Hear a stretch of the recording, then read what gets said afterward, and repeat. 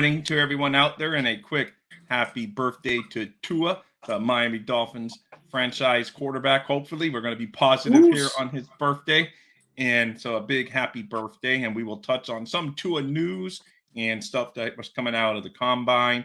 But as always, introductions are a first. I am Rob Mosley, aka Dolphins Thirsty. And as always, I am joined by Justin, JPF Scout on Twitter at Digging in the Trenches. So a big good morning and welcome to all you guys. Thank you for joining in. And we know you could be other places, but you chose to listen to us. So we love that. And Ender, as always, good morning, Ender. So we're talking some quick. All right, Anthony, I dropped the link here in a minute. I'm just going to cover some quick topics. So yesterday, Dolphin JK, good morning. Thank you for joining us this morning. Yesterday, some news broke, saying like, not really news, but just, tidbits of information on some of the interviews that the Dolphins have done with some of the prospects out there.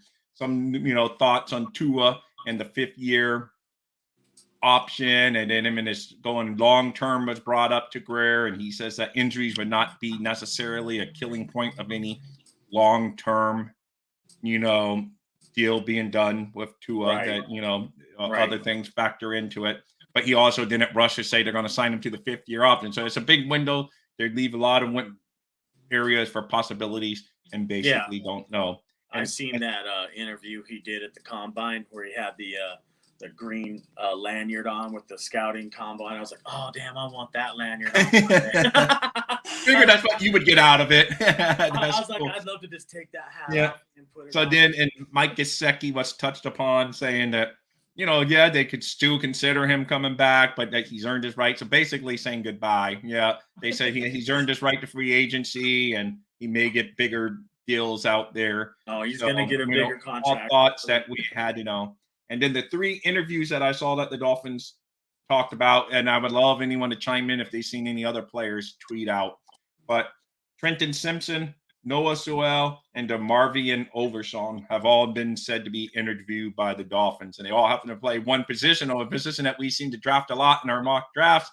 So it's like no coincidence. So what do you think of those 3? Do you think that we know some of those may not be there, may be gone, may just be bluff interviews, but do you think they're like focusing on the right level of player?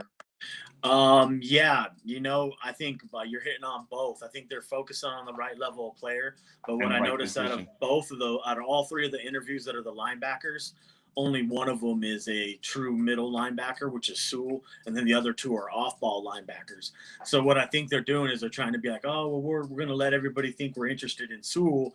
Maybe they don't even do an interview with Sanders or Jack Campbell till later down the line. I'm sure they will, but I know they'll interview all 3. I will throw one name out there too that I have heard that was interviewed, and is a name that will soon be on the pro show on the weekend with me and Dr. Reggie Brown, and that is the Louisiana Tech cornerback Miles Brooks has been interviewed by the Dolphins, and they have showed interest in him already. Oh, that's cool. Can't wait to get him on the show and pick his brain a little bit, go over his scorecard, talk ball with him. It's going to be very good. Tune in. Don't forget to like and subscribe to the channel. You are watching Dolphins Daily live with Rob Mosley and JPF Scout. So smash that. There's a little bit of information on Miles Brooks right there. Awesome. And don't worry. Right on, my Miles friends. Brooks I will be dropping the link here in a minute, but you can go over the scorecard while I'm getting the link ready to drop. Yeah, you got like good top half of the scorecard, which on these corners I call the top half, because it has their speed, their feet, their change of direction, and their hips, which is all related to cornerback position, wideouts, blah blah blah.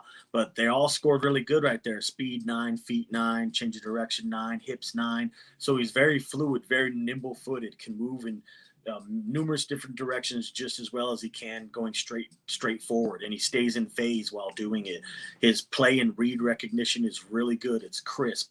It's almost like he maybe could even drop back and play a little bit of safety for you as well, some defensive back, some dime back, maybe some quarters, things like that. His ball tracking is excellent. I noticed him get his eyes on the ball numerous times and turn his head around like very fast and locate the ball, almost like a receiver would, like like he's looking for the ball. His tackling's good. It's good. I think he needs a little bit more brush up at the next level as far as the NFL goes of tackling, but who doesn't right now that plays college? They do a lot more live tackling drills down there, so you wouldn't think you'd have this problem, but it's just something that I think they all go through, that they need to see it at a quick, fast NFL level too. So, you'll have a little bit of stuff going with their, the tackling drills, obviously. Anthony's about to join us here in any minute because I dropped the link now, but he's about that already, bro. I don't want him to get any bigger. I don't know what's with this fascination of these guys getting bigger. You're about to ask him here personally. Here he is. Good morning, Anthony, and welcome to the show. I'm about to add you into the stream. I was going to say, too, I remember we were talking, Anthony, the other day about the Jalen Jones and I think it was Jordan Battle, and I was talking about their Antonio Johnson. His teammate. No, it was Jordan Battle, but Jordan. We were talking about their hips. Their hips are actually matched. I have Jalen Jones scoring quite well.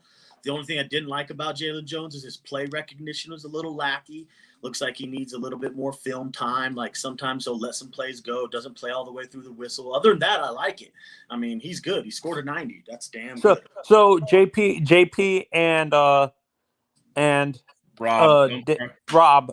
What are your thoughts on my first two comments that I put in the chat earlier? Let me go back. About the combine being moved around. In your guys' honest opinion, what's more feasible for the NFL? Moving the combine around or having regional pro days? Just having the players that are in the South stay in the South and have the regional pro days at in Atlanta, Dallas, or Miami, and then the Northern kids having it in like Michigan or Indianapolis, and then the West Coast kids having it in California. I think logistically it's a lot easier to just have it all in one place and then and because these teams, when they really get interested, then they go to all these kids pro days at their colleges anyway. So I was gonna say I like the traditional, just keep it all at one place and then you think it's more feasible and realistic to move it around instead of you can move it from a different city if you don't want, because the NFL loves making everything a big event and getting more, that's what the draft when I was young was always in New York, no matter what. Now in the draft, every year they move it around to different cities and it's a big event. They promote it. Obviously the combines maybe not as sexy as the draft, but they would still get people and they still get a lot of people because it's like a big meeting of NFL heads. So, So JP, did Miami interview Johnson and Jones from Texas A&M or no? I haven't heard anything about the interviews for those two. I'm basically going off these players' tweets and stuff. I'm not good at following people. So if you guys see more of these young guys, because they're the ones that normally spill the beans, like, I had an interview with, because they want to show that they're being. For me, Miles, I've seen tape of Miles Brooks. I understand why you like him, but I've seen him miss tackles sometimes. Everybody misses tackles.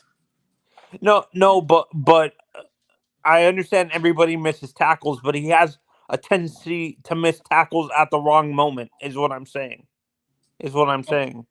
You understand? Of course, he's played at a smaller school now, and he's stepped up to at least somewhat bigger school, so he has a little bit. I hear where Anthony's coming from. Yeah, I know. He has some growing pains to do. He's not the best open field tackler, and he can have a tendency to miss tackles and get ahead of himself and overrun a play.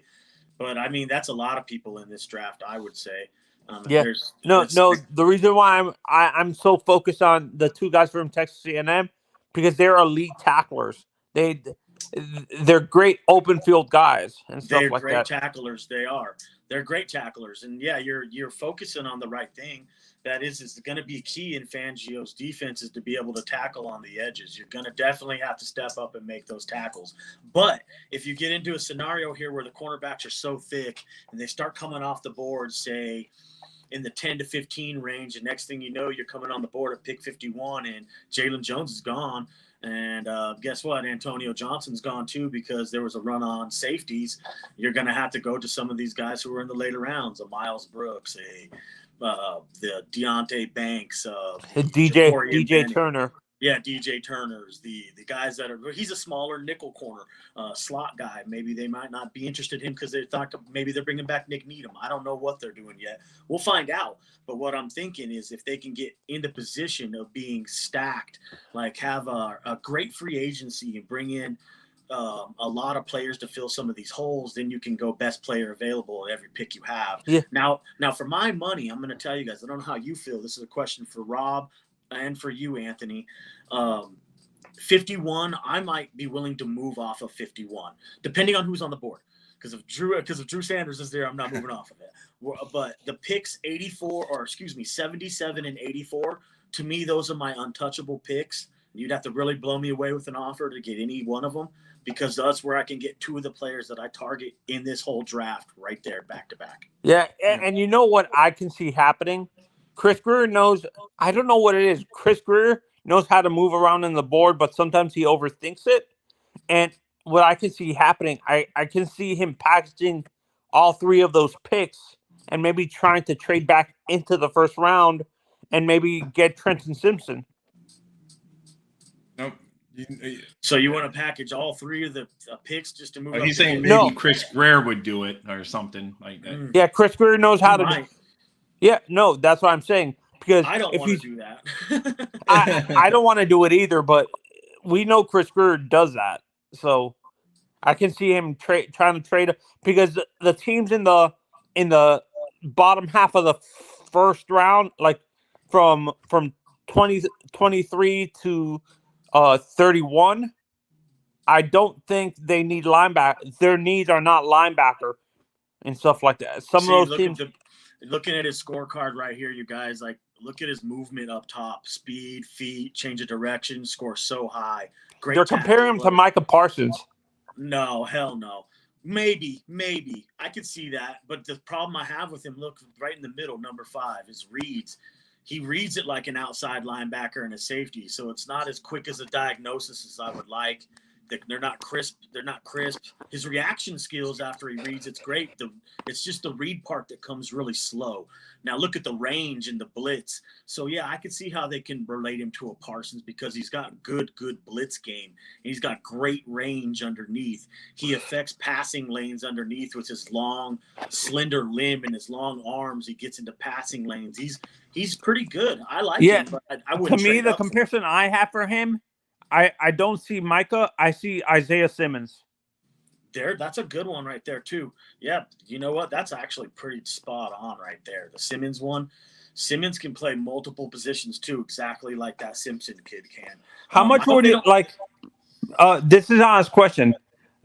Since we don't know what they're going to do in free agency or in the draft specifically, since he doesn't really fit that defense in Arizona, what they're going to be running, how much would you give up? What would be the max you would give up for Isaiah Simmons? I don't know, man. I mean, if they would be interested in a player, I'd be more interested in a player swap rather than assets. But maybe but our draft access are low already. Yeah, maybe a future fourth round. No, that's what I'm saying. For a future pick, for a future fourth round. If they were going a third, does he fit Does he fit the Fangio defense? Yeah, he does, because you can use him in multiple different varieties. He can play linebacker. He can play box safety. You can use him in as a rover robber. You can use him as a spy. You can use him in a dime or a quarter. He's basically a bigger Brandon Jones, almost. He's a way bigger Brandon Jones. Actually, I think he's got better ball skills and play recognition than. Well, I know he was a hot name to Dolphin fans when he was coming out. A lot of Dolphin fans wanted him up there. He was going to be the best player in that draft, honestly, and that's how I labeled him. Maybe I'm wrong. Maybe he just was in the wrong system. Maybe he's being played out of position. Maybe he's not being played with the right defense. Clemson didn't really. Dabo. That's what the issue I had with Dabo. He valued so much versatility that some of these guys were so. You didn't know where to play them because they played so many positions. That's the issue. Rough. That's rough, bro. No, it's always hard. Yeah, no. You understand what I'm saying, though. No, I do. Versatility to me can hinder a player's accurate scouting in the NFL because think you it's don't know hard. what position they're playing. Yep, it makes it really hard because they're so versatile, and you're like, damn, I don't know. He could be inside, outside. He could be a tweener. That's why I never label a guy too many things unless I know for sure that's what they are. Like, I did the write-up last night for that. It's really hard to scout these small school guys. I was out of the Big Sky Conference, the Marte Mupe out of Sacramento State Hornets. And it's just hard even to get tape on these guys. And I kept going back and forth, like, is he a box? Is he a linebacker? And then you got to look at the size. Then you just got to go right to the tape and be like, you know what? In the NFL, he will definitely be a box safety. And then I started Do by chance, do you have your scouting scorecard yet for J.L. Skinner? Yes, J.L. Skinner's real good on my scorecard, bro. He's a 98 on the SRS. He is awesome. He reminds me of a modern day age Cam Chancellor who will come to the line of scrimmage and just knock your socks off. He can cover underneath. He can cover over top. He's very sneaky quick, too, in between his cuts. He's got that quick twitch burst. He's awesome, bro. Love him. I have a better comparison. Real quick, there's one thing on J.L. Skinner you guys should know right now. I don't know if you've been following the Twitter or any of his posts. He has suffered a pec or an injury in the combine, and it's going to make his draft stock fall a little bit. Now, that could be an advantage for a certain team where he fits their skill set, and they're like, no, we'll wait for you to sit out a whole year until you come back healthy. But his draft stock will take a hit because of his injury. Yeah, no, and for me, JL, I have a better comparison. He reminds me of Sammy Knight. Sammy Knight, hell yeah, bro. I remember some Sammy Knight. You definitely. Oh no, I was gonna say Chris Clemens. Chris Clemens was the same way. He would come to the line with a want to hurt you intent. But the thing about the difference between Chris Clemens and J.L. Skinner is definitely the play recognition, the ability to track the ball and catch it. Because J.L. Skinner can do that. There's a lot of people that compare him to Rashard Jones. I could see that for sure, bro. Rashad Jones. Yeah, you talk about one of my favorites from Dolphins history, Rashad Hitman Jones. I remember getting one look at that dude in Georgia and was like, damn, that's the dude we got. Oh, he's going to be great. Is there a difference between I have a question. Is there a difference between a one high like there's safeties in this draft that are a free safety, a strong safety, and then they label them as a one high safety. Is there a difference between a free safety and a one high? No, not really, bro. That's just a label definition they're going to give them, baby, because that's where they think they fit better at. And there's certain. I noticed what you're saying. There's so many safeties in this draft. It's hard to know where you're going to put them.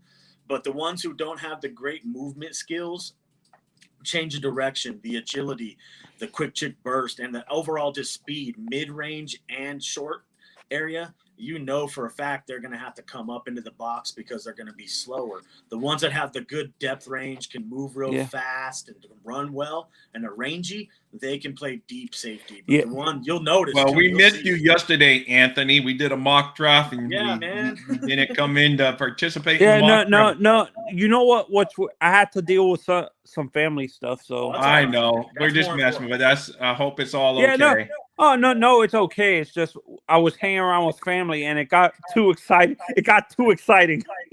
Yeah. Hell yeah. Good times. Yeah. No. And JP, this is our honest question. What have you noticed this? I've noticed this with high school, college in general. The traditional strong safety has been starting to phase out.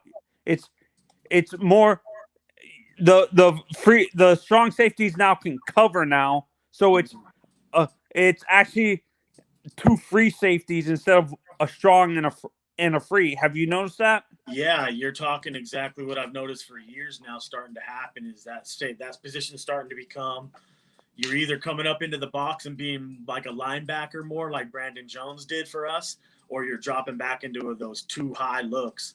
Like the Fangio defense he's getting ready to play and show a lot of is going to be a lot of too high looks, not a lot of single high safety looks. Then you can do different things with those things, though. You guys, you can roll them into different looks. You can have one guy go over and play like a quarter coverage, one guy over top, or maybe one guy come into the box while the dude shows a quarter coverage, then drops out into in play center. So you can do a lot of looks with too high safeties because they're interchangeable.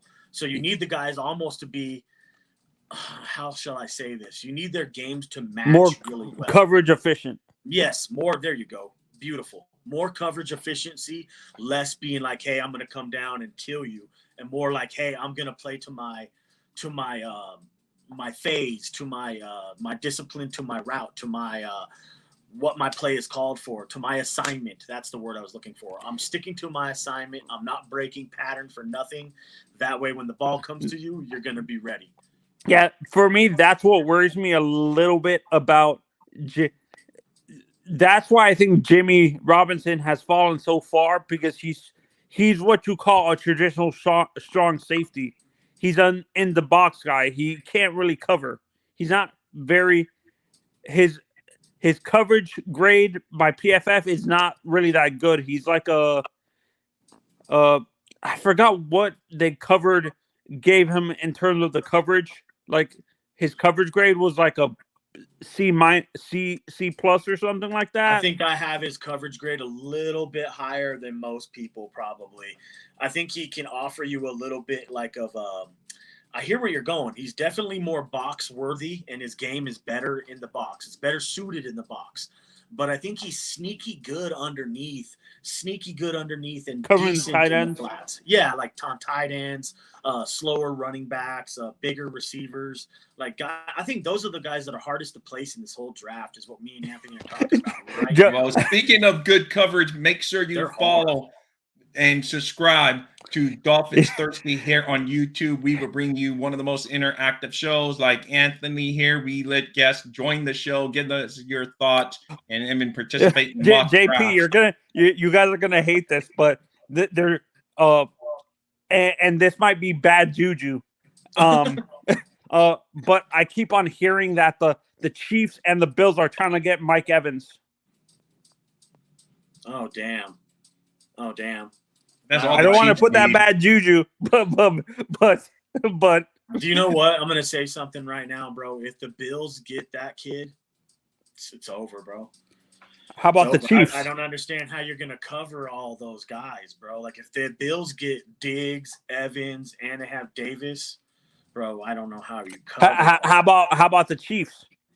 That's going to be even more scarier because of Patrick Mahomes throwing him the damn football. No, that's not good. If you get some, no wonder why you're looking at all these guys who are bigger cornerbacks and have like more stature to them and are bigger. I get it now, but honestly, oh man, that's scary. The thought of that alone is like. I would rather, and for me, I hope the trade does happen. The Jalen Ramsey trade for the Dolphins, because that can negate because both him and X are able to rove. They're not really a static. They're not the word static. What is the term that defensive coordinators use for them? They rove a lot. They don't stay in one place, but they're on an island. But the island is movable. Yeah, they can move sides. They move with their guy. They'll go wherever their guy goes. They're good at shadowing. That's what I meant to say. Yeah, they're good at both. Like honestly, I think they're good at both. Like that's how you can tell they're really good corners, you guys. The guys who can play a little bit of zone and the head movement's like one of the first things I look at. If the head's all wobbly everywhere, I'm like, oh damn, we got to fix that, because your head movement needs to be still. That way you can get your eyes into the backfield. You always want your eyes in the backfield, and you'll notice guys who are peeling off their man coverage and making plays on the ball, like a la Asante Samuel used to do. Those are the guys who are like really versatile. Darrelle Revis. Yeah, Darrelle Revis. They can play multiple spots out there for you, even some zone, some man, some press man, some soft. It doesn't matter, bro. Some lurk, some anything. And the reason why is because they're very, very, very good. They got high football IQ with very, very good football instincts. They know where the ball's going to be. They know when to break on it. They know when to turn their head. Cornerback's real touch and go, bro. You got to be quick, up to speed. The guy I like nobody talked about a lot anymore. The guy I liked watching that nobody really talks about, JP, is Pac-Man. Oh, Adam Pac-Man Jones? Yeah.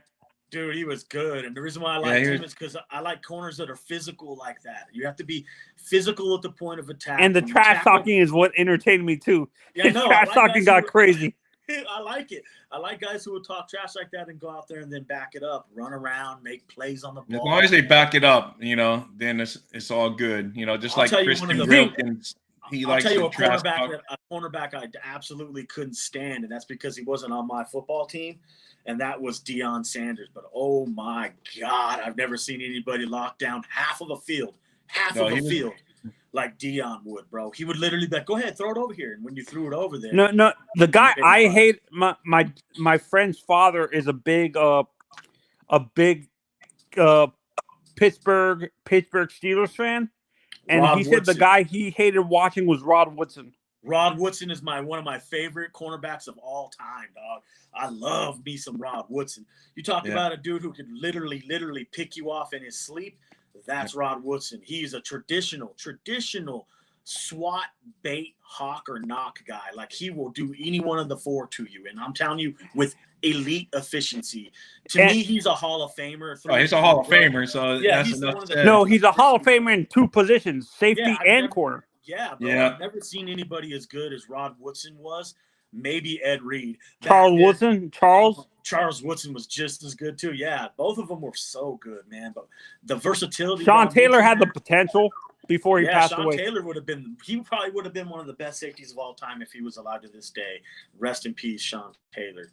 Man, he would have been. Well, good morning, everyone. We got a lot of new people in here. Just remember, it's Tua's birthday, so a little bit of fun. God. I hope they don't sign him to that extension. Like, we hope they do that in a minute. But if there's anything Dolphin related, guys, throw it in the comments. We will talk about whatever you guys want to talk about. Make it cost earlier that the Dolphins have had interviews with Trenton Simpson, Noah Sewell, Darmarvian Overshone, and we talked a little bit about them more or less saying goodbye to Gesicki by the way they're talking. And anything with Tua seems to be an option at this point with them. Long-term, fifth year, no fifth year. So there's a lot of stuff out there, guys. Before we jump into this Tua stuff real quick, no, we're not talking a lot about the Noah Sewell kid. And no, I think we're kind of not giving this kid his due.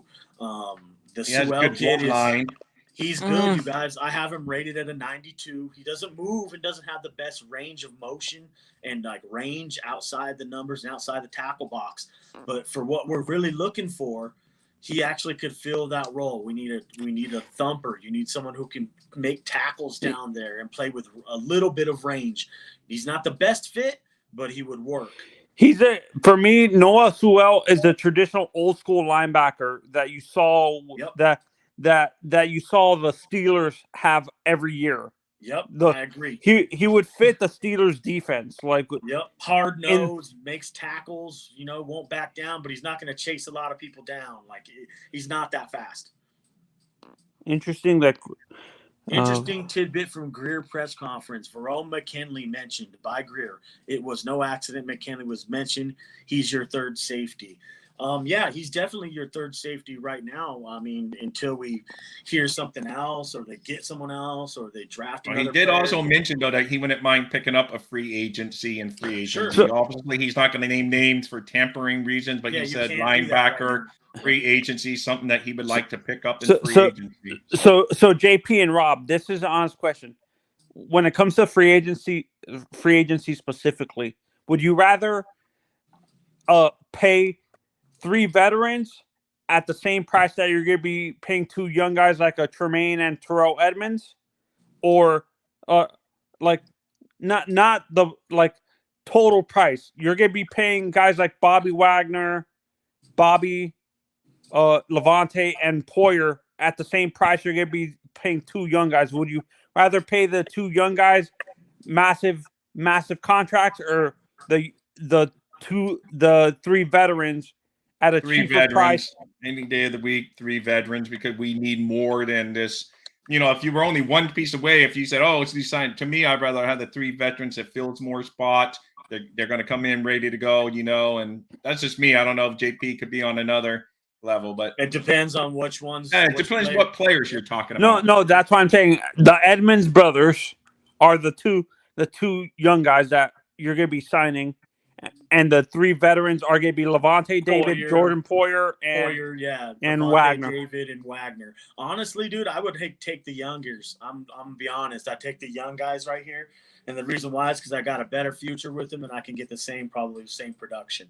Now, this being said, if they can get the the veterans to come in for, say, a lot cheaper, and I can get like, the total price is going to be the same amount you're going to be paying a throw at Tremaine.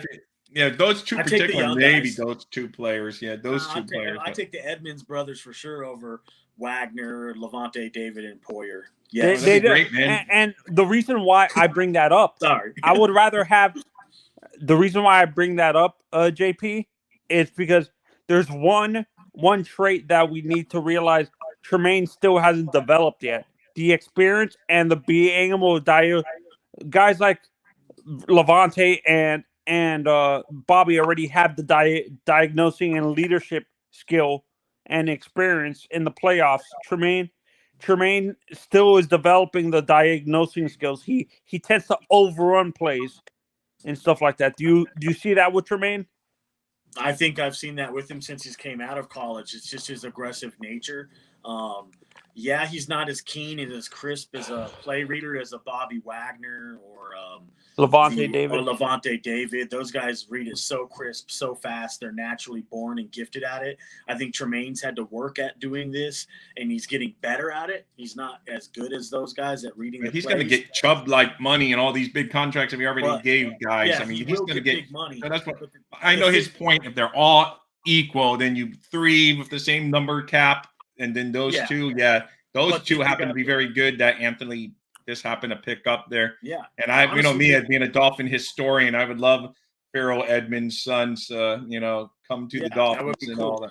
You have to take this into consideration. But you bring up Farrell. He caused Dan Marino a Super Bowl by dropping that pass. I know. He had some issues, but still, bygones are bygones. Right?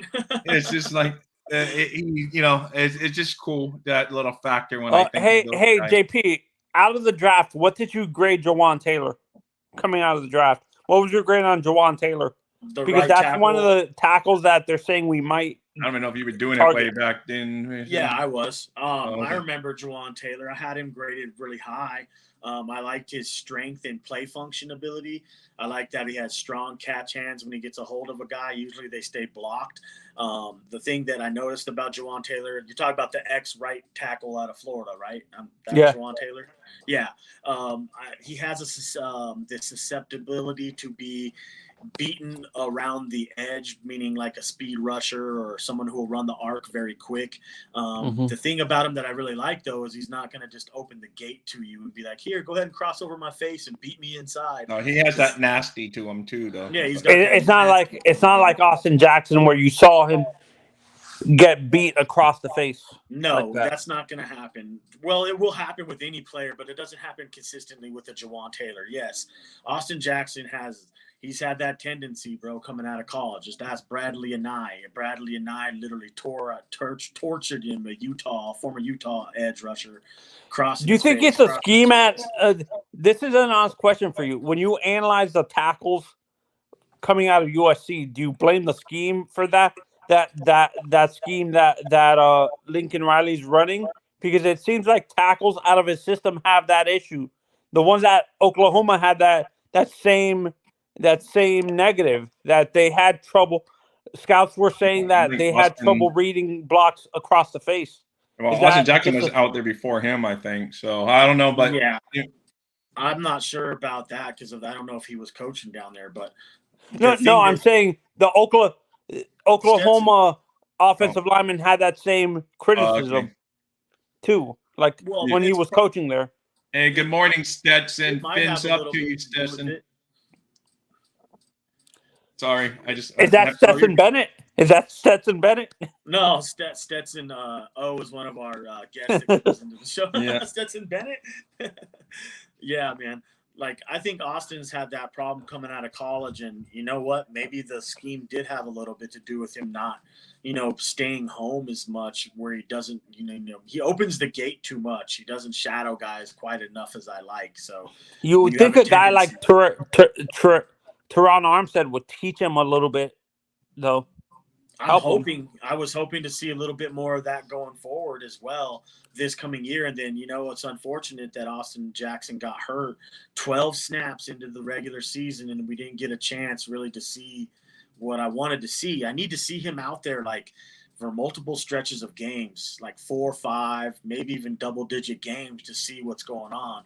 I'm the type, just like the assistant offensive line coach, the Jean LePerriere kid, I like to see high repetition reps, so I see as many as I can, as quick as I can, so I can figure out what's going on with you. And you know what it is too, JP. I don't think guys like Eichenberg, they fit a zone scheme, but they don't fit that wide zone scheme that McDaniel was trying. There's a difference between having a zone scheme fit tackle and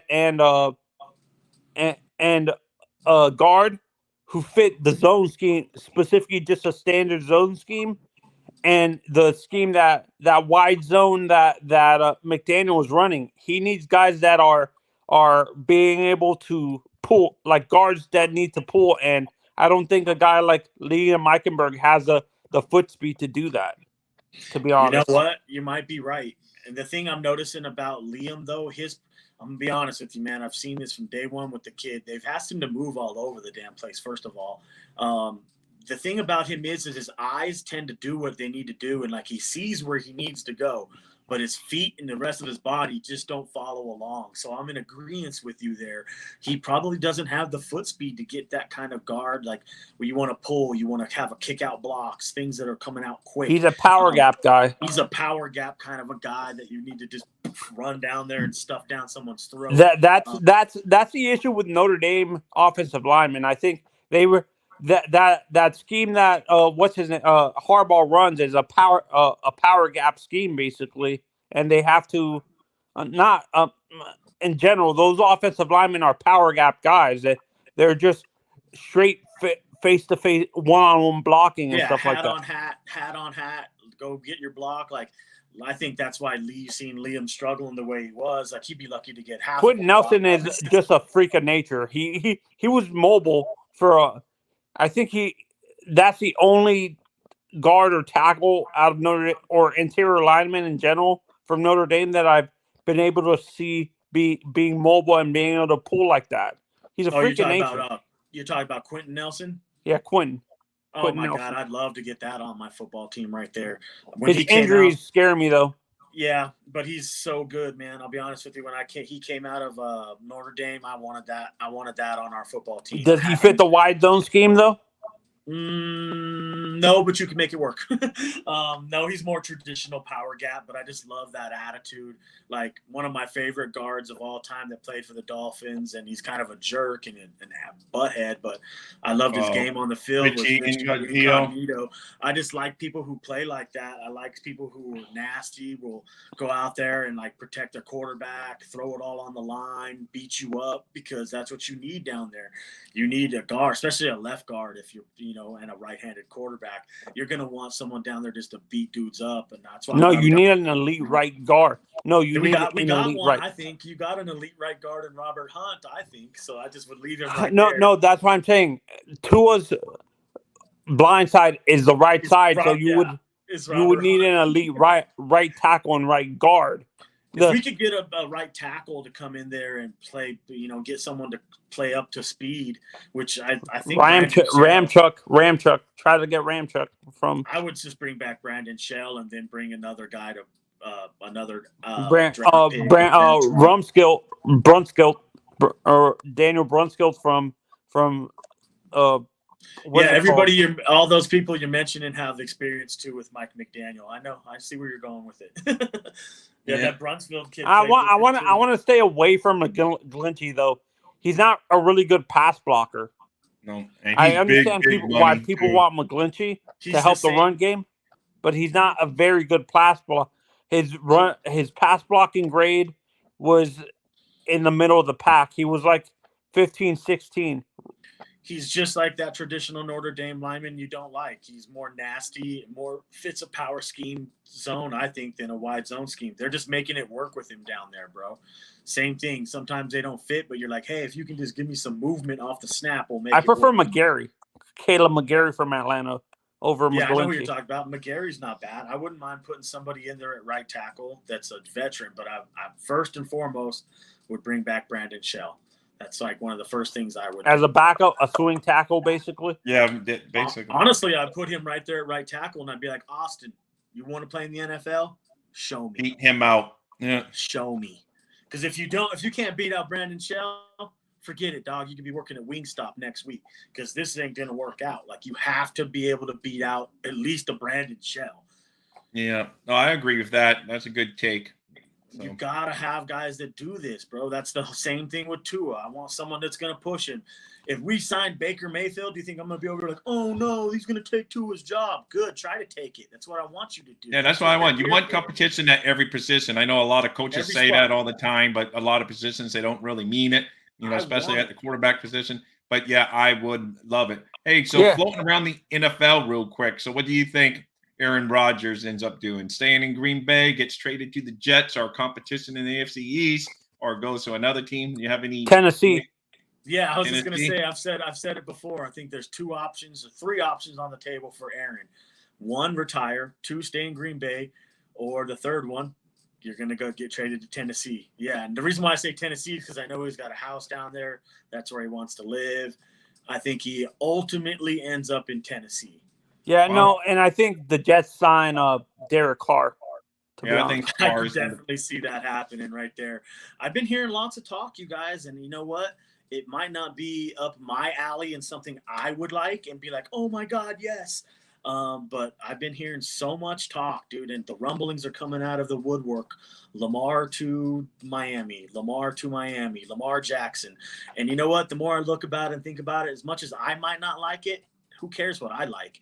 If they're going to make that offense that explosive, it's Lamar to Atlanta, actually, not Miami. And you think about it, like that would make this offense so damn explosive, bro. You'd have Lamar being able to run out of the backfield, Tyreek, Waddle, even bring back Mostert. Man, oh my God, you're playing with fire right there. But we don't have the capital for though. I know. I'm just talking about it, bro. I know. Yeah. I'm not a Lamar fan, but I'm just like entertaining the thought of it in my head. Yeah, no. Like they're saying the favorite now is Atlanta.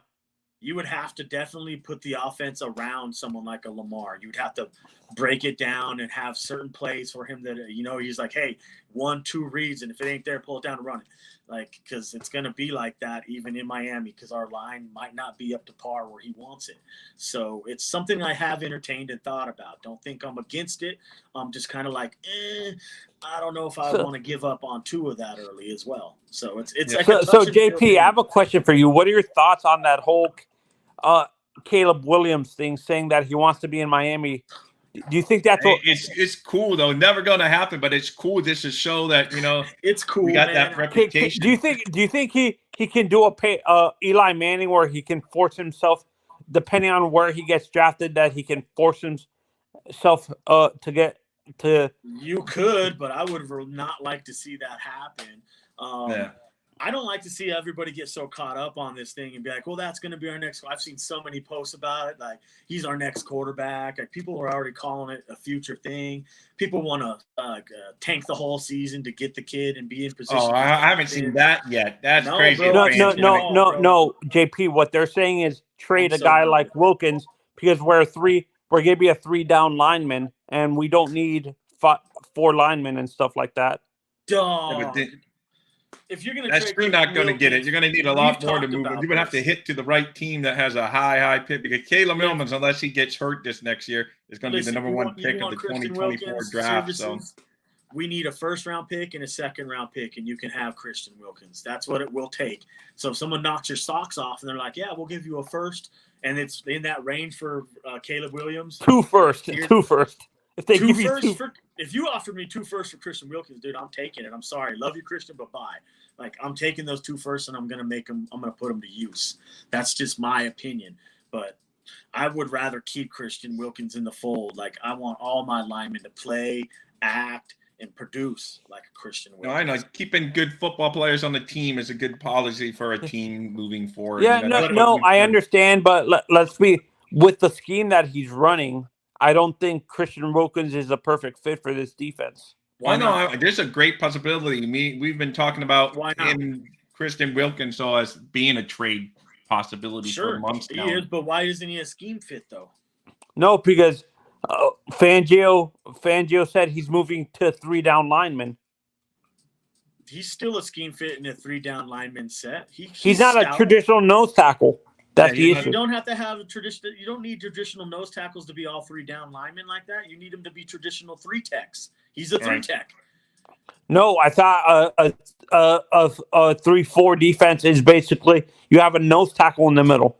Yeah, you do, but he doesn't. That's not his job. His job would be playing one of the ends, and they have matching ends. Sealer and Wilkins are both matching. Then what you want is a nose tackle. That's what we don't have. Is a traditional true nose. You don't have a 350-pound plus guy you can put in the middle right there. He took that guy in the draft the other day. Yeah, that's why I picked Ika yesterday. I was like, look, there's no line, there's no nose tackle, and everybody called me. Hey, we could do another mock draft while we're watching the combine if you want. Hell yeah. What is your where do you have Keanu Benton graded? I don't have him graded very high, bro. I'm not a fan. I had him really low, a 77. He's a project player in my mind. He's a true nose tackle, though, I thought. He's a true nose tackle, but he just doesn't play like it, bro. Like, I'll have to share my write-up with you when I get to it. Well, I've already done it, but I'll have to find it. I think for the true nose tackle position, you're going to have to wait for what is it called, for next year, because you have Leonard Taylor coming out for Miami. You have like multiple guys from Alabama coming out that are true nose tackles. It seems like I've noticed that with Alabama in terms of defensive line, they tend to produce a lot of true zero techniques for some reason. The one I wanted was out there. What that was out there was the one from last year, and that was Jordan Davis out of Georgia. I'm looking for a guy that's a nose tackle like that. Would you say Jalen Carter is a true nose? No, absolutely not. He's 3-tech. Speaking of Jalen Carter, he made the news for not good reasons. It's just a couple misdemeanor charges, but he basically lied. I wasn't there at all, and he was the other car racing. So yeah, he got charged with a felony in that as well. That's gonna affect his draft status, you guys. I'm telling you right now, he's gonna fall at least a couple picks because of that. You don't think he falls out of the top 10 completely? No. Maybe the top 10, but I could see him getting picked in the teens then, like somewhere between 10 to 20. Yeah, I know. I couldn't believe that when I was like, you think that all that's on the line, you're going to really go out there and race with it. And, you got everything, you got your whole future ahead of you. And so if you have that kind of judgment, it makes you a little worried. Like makes me wonder. You see what I'm saying? And this is why when it happens every year, I'm like, I don't know now. No. To me, the Jalen Carter thing, I'm not saying it's the same situation, but remember when that video came out about Tunsil? I knew he was, Tunsil. That came out on draft night. That was a bomb on draft night. Man, that really hooked us up. You know what? When I saw that video, I'm like, the Dolphins are not this smart to have that. They figured it out. It's like the whole day. That's the accusation with the Dan Marino pick, that the Dolphins purposely let information like that leak out so Dan can falter them. Yeah, and I'm like, there's no way the Dolphins would do something that stupid. Right. Yeah. No, but it was perfect. It was a family member that dropped it on him, so it was like he had some grudge of some family member, and the guy dropped it on draft night. So what family, man? I'm like, really? You're gonna piss off a guy that's about to make millions for your family, man? Maybe it's up to him instead of dropping stupid. So he falls a couple spots. Big deal. He's still a. Who is your favorite corner in the first round, JP? My favorite cornerback. In the first round specifically. CB corner. Yeah, corner. Oh, dude, Riley Moss all the way. Riley Moss is my highest rated player I have on my whole board at a. Oh, you haven't sent me his I understand why you have him rated so high. To me, at best, he's a third-round pick. Riley's a Guess what, Anthony? Guess what? He's been doing this his whole life, and watch him get drafted in the first round. He's proven everybody wrong to this point. I'm not gonna. I love these. Well, you never take him in your mocks, though. I love these kind of guys. I know I haven't, but I love these kind of guys. No, of the guys who are predicted. No, not based on your board, but based on the consensus boards. Who is your favorite corner? I don't even know. I like Riley Moss, but on everybody else's board, the consensus pick, probably who's the top rated corner on everyone's board? No, it's tied between Porter and Gonzalez. Oh, I love Christian Gonzalez. He's rated two points below Riley Moss at a 103. What do you have, Joey Porter? I have Joey Porter at, damn it, where is it down here? In the 90s. Yeah, 94. Not bad. No, not bad. There's so many corners in this draft. Joey Porter Jr. I think that's the one position that's the deepest. I think the DB position in general is deep this year. Deep. That's what we were talking about yesterday when you weren't here, bro. We did a mock draft and I took Ika, the nose tackle, in the first round because of this. There's so many corners, so many safeties, so many running backs. Dude, you can get those anywhere in this draft. Anywhere. I don't care. You can even get a UDFA and it'd probably work out for you. I'll be honest. JP, since you scout, can you explain why the corner position is the one position that you see that on the defense specifically they label that they have to be a scheme fit? Why is it that the other positions on the like the linebackers and defensive line are, it doesn't matter what scheme, but the corner and safety position, they have to be a scheme fit? I think that's all just personal preference on the defensive backs, the defensive back coaches, and who's calling the plays. They have a certain player in mind that fits their skill set, kind of like you are, like with the Jalen Jones thing, how they tackle really well, and that's a big thing for you. I think that's what they put into focus too, is like, hey, these are the guys that fit my skill set, and I'm not going to fall, and I'm not going to settle for anything less. So they're like, I'm not going to take a guy that I have to work with and teach the scheme when I got one who already knows it. When it goes to the guys that are more inside and play in the box, I kind of think it's the same way a little bit, but there's a little bit more leeway because it's kind of like you can teach a guy just to go eat and go get the quarterback. If he's good at zoning, you can teach him, hey, this is your spot. This is where I need you to be.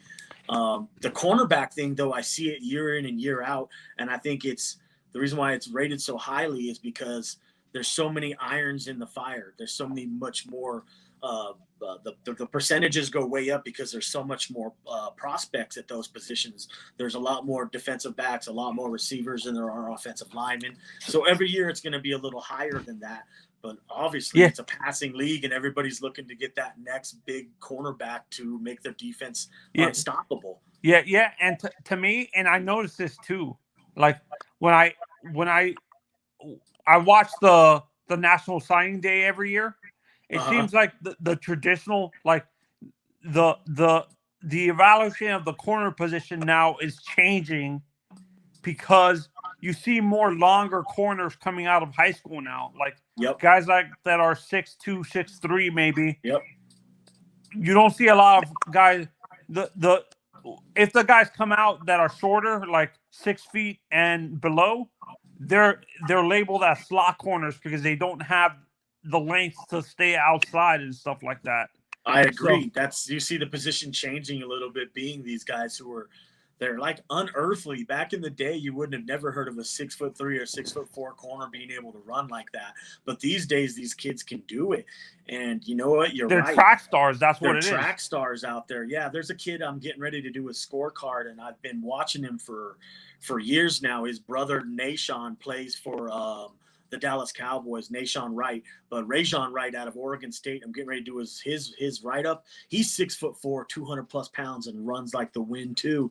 So it's like these guys, and they're just. Well, speaking of running, we're running out of time here. We're running on the hour. We're running on the end. I just want to make sure everyone hits that like and subscribe button. We're wrapping up the show here. As always, Anthony, thank you for joining us. All you guys in comments, thank you so much. Daniel, DK, all you guys. I'm not going to name all you guys. Stetson, all you guys. Stetson, Ender, fins up. We are here a lot. Should be here again tomorrow morning, 10 a.m. Maybe it's the end of the week. Maybe we'll run another mock, but for sure Monday we do Monday mocks when we do multiple mock drafts. So we might do one tomorrow. Yeah, we so JP, are you focusing more on the defensive line or linebackers today? You mean for the Dolphins? Yeah, for the Dolphins specifically, what's more for you? What's more important, the linebacker or the that true nose tackle? And the linebackers by far. Yeah, the linebackers, we got to fix the room and get it in order. I think they're going to fix the nose tackles position as well. I know people don't say it's going to be a big priority. I still think it is. You got to either get a veteran and a rookie or 2 veterans, something like that. Do you think Ika is a true day one starter? Yeah, I really do. I think he's a true day one starter right out the gate. I think you can start him right there. He's not going to play 3 downs for you, but he can play the rundowns, those 2 rundowns for sure. 3rd down, maybe here and there, but yeah, he's a day one starter, man. That dude is. Are you a big fan of Brents, Julius Brents? You know what? It's funny. Me and Rob have had the same conversation. I have him rated a little lower at an 84, but I do see a lot of potential in Brents. The one thing that I notice about him that needs fixing is his play recognition in his reads and his ball tracking. He doesn't get his head whipped around enough, and I notice he's got a real noisy head. So what I mean by that is when he's dropping back, I see a lot of head movement. It won't allow him to get pure vision into the backfield on quarterbacks. I think he can fix it. I think he's a lot better in press coverage than he is in zone. He needs a lot of film work, a lot of work, a little rough around the edges. But I've had my eyes on him for a minute after going back and looking at like Deuce. When you have his speed rated at an 8, does that mean he has elite speed at the corner position, or does that means he has just above average speed at the cornerback position, like maybe 4.5-ish, 4.5s, low to high 4.5s. So they have to get into the 9 or 10s for you to say elite or close. Yeah, to if elite. you're getting into 9 to 10s, you can absolutely fly. You're running a low or a high 4.4s, low 4.5s. And then that means you can actually really the 9 and 10 is if you're running 4.2 or 4.3. There's not a lot of guys doing that, but yeah, there's a couple guys that scored a 10, and you'd be surprised who they are, but I see them going to score high. Anyway, on that moment there, we're going to say bye to all you guys. Thank you again. I know I said bye a minute ago, but then we got rolling again. So now I'm really going to be out of here. Anthony, thank you. Everyone. Good stuff. Justin, as always, you are super. And if anyone wants to get a hold of you, what's the best way that they can get a hold of you? You just get a hold of me at JPF Scout on Twitter. Just drop me a DM. Maybe you want to come on the show. Maybe you want some Dolphins gear. Maybe you want a hat, something like that. Relax. It takes a long time, but everybody who's dealt with me knows that. It's worth the wait. Don't worry about it. Forget about it. No, just hit me up, dude. I'll take care of you. I'll get you all the information you need, and then we'll just go from there. It's just a process. So understand that from the beginning. Well, yeah, that it is. And once again, we will be amiss without saying happy birthday and closing Tua! to our Tua. You guys rock. All Dolphin fans rock. We are out of here. Fins up. Make sure you like and subscribe and join us again tomorrow. And we will have more fun talking Fin things. Goodbye, guys. Deuces.